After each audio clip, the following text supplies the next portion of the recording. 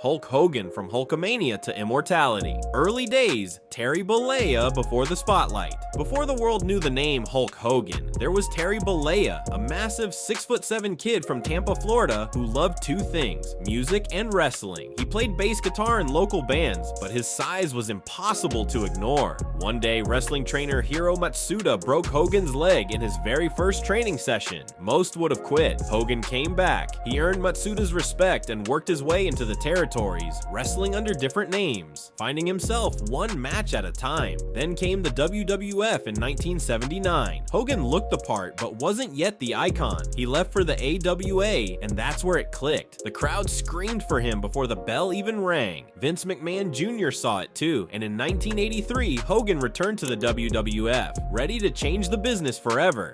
The birth of Hulkamania, January 23rd, 1984, Madison Square Garden, Hulk Hogan versus the Iron Sheik. One leg drop later, the world changed. Hogan won the WWF Championship, and Hulkamania was born. The red and yellow gear, the torn shirts, the 24-inch pythons. Hogan became more than a wrestler. He was a superhero for kids everywhere. He preached, train, say your prayers, and eat your vitamins, and fans believed it. Then came WrestleMania 3. 93,000 fans packed the Pontiac Silverdome. Hogan versus Andre the Giant. The slam heard around the world. Hogan didn't just win a match, he cemented himself as the face of an entire generation.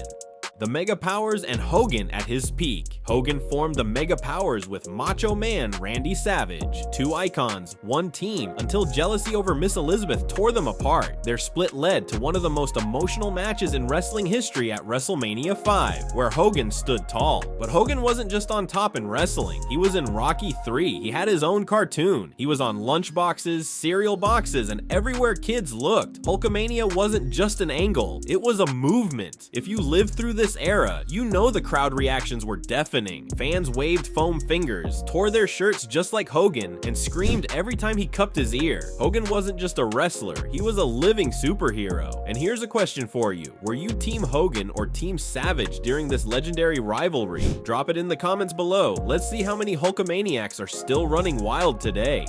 The first fall. By the early 90s, the cheers started to fade. Wrestling was changing. New stars like Bret Hart and Shawn Michaels were emerging. Hogan, once untouchable, felt out of place. At King of the Ring 1993, Hogan lost the WWF Championship to Yokozuna. He walked away from the WWE. For the first time in a decade, Hulkamania seemed over. But deep down, Hogan wasn't finished. The world had seen his rise, but nobody expected what would come next. If you thought Hulkamania was dead, you were wrong. It was only preparing for its biggest reinvention yet. WCW Hogan. In 1994, Hogan shocked the world and signed with WCW. He immediately defeated Ric Flair for the WCW World Championship. Hulkamania was alive again, but something felt different. Fans were louder, smarter, and more rebellious. Hogan's clean-cut hero act was losing its edge. The audience that once idolized him was starting to turn against him, and then everything changed. Crowds began booing the once beloved hero. Hogan sucks slowly crept into arenas. WCW wasn't just a new home, it was a proving ground. Hogan had to adapt or be left behind. Nobody knew it yet, but the greatest transformation of his career was just around the corner. Were you one of the fans who turned on Hogan? Comment yes or no. This was the beginning of something historic. Hollywood Hogan and the NWO, Bash at the Beach 1996. Scott Hall and Kevin Nash, the Outsiders, were battling WCW's best. Then Hogan's music hit. The crowd erupted until Hogan dropped the leg on Randy Savage.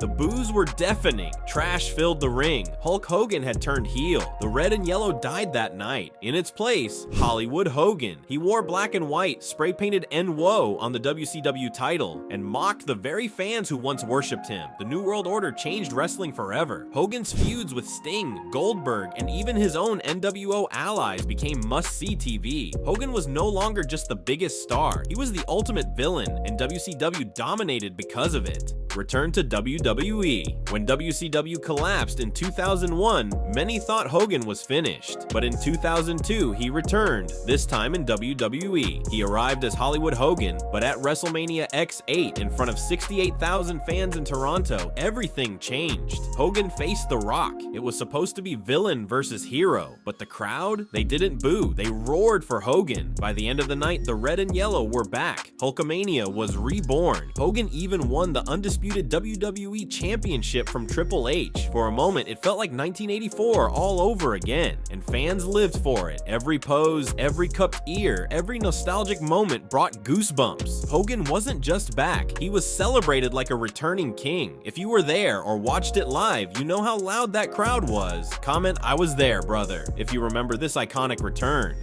The final run. Hogan's full-time days were winding down, but he still had iconic moments left. He faced Vince McMahon in a brutal fight at WrestleMania 99. He clashed with Shawn Michaels in a bizarre but unforgettable SummerSlam match. He didn't need to be the fastest or strongest anymore. He was Hulk Hogan. His legacy alone filled arenas. Every pose, every flex, the crowd still exploded. For fans, it wasn't about wins or losses anymore. It was about witnessing a legend. Every time his music hit, the nostalgia was electric, and for one more night, Hulkamania ran wild again. The controversies. But outside the ring, Hogan's world collapsed. In 2015, leaked audio of Hogan using racist language surfaced. WWE erased him. His name was removed from the Hall of Fame. Then came the Gawker lawsuit. Hogan fought the gossip giant in court and won $115 million. The victory was personal, but his public image never fully recovered. Years later, WWE cautiously welcomed him back. He was reinstated into the Hall of Fame, this time as part of the NWO. The cheers weren't unanimous, but Hogan was back in the family. It wasn't redemption, but it was a second chance. Proof that even the most controversial icons could find their way home.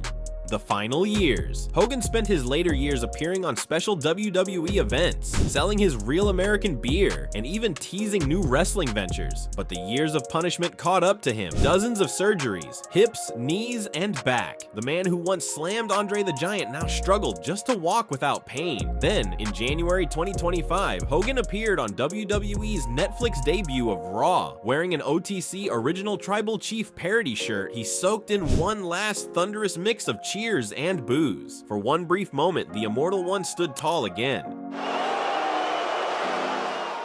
The death of Hulk Hogan. July 24th, 2025, Clearwater, Florida. Hulk Hogan, Terry Gene Bollea, suffers a massive heart attack. He was 71 years old. Later it was revealed he had quietly battled leukemia and heart problems for years. His body had endured over 25 surgeries. Even at the end, he never stopped fighting. The wrestling world mourned. WWE held a 10-bell salute. Legends spoke. Ric Flair called him the man who made wrestling global. The Rock said, "Without Hogan, there's no me."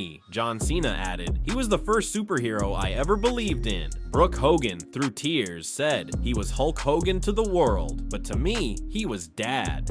The immortal legacy. Hulk Hogan was a hero, a villain, a cultural icon, a lightning rod for controversy, but above all, he was professional wrestling's first true global superstar. He was loved, he was hated, but he was never ignored, because when Real American hits, the world still remembers why Hulk Hogan will forever be immortal. His name is etched into wrestling history, not just for his victories, but for the way he shaped the business itself. He turned casual viewers into lifelong fans. He made wrestling mainstream. Whether you cheered him or booed him, you felt something every single time that music hit. And that's the power of Hulk Hogan. Legends fade, but Hogan, he's the reason legends exist. Immortal. Please like the video and subscribe if you enjoyed it.